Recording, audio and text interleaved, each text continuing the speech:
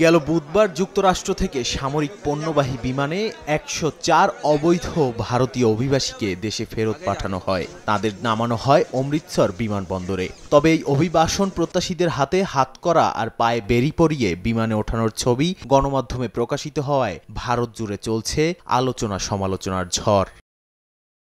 দেশে ফিরে গিয়ে নিজেদের ভয়ঙ্কর অভিজ্ঞতার কথা গণমাধ্যমকে জানান অভিবাসন প্রত্যাশীরা। বলেন তাদের সঙ্গে বিমানে খারাপ আচরণ করা হয়।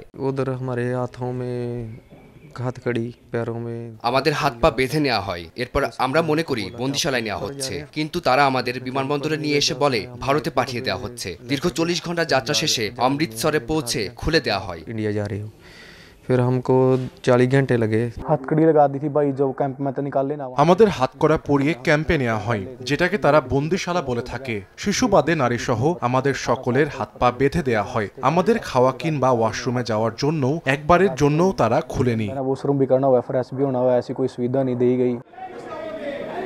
এমন অমানবিক প্রত্যর্পণ নিয়ে আলোচনার জন্য পার্লামেন্টের দুই কক্ষে বিরোধীরা দাবি জানালেও তা মানা হয়নি। প্রতিবাদে পার্লামেন্ট ভবন চত্বরে রাহুল গান্ধী, প্রিয়াঙ্কা গান্ধী সহ বিভিন্ন বিরোধী দলের সদস্যরা বিক্ষোভ করেন।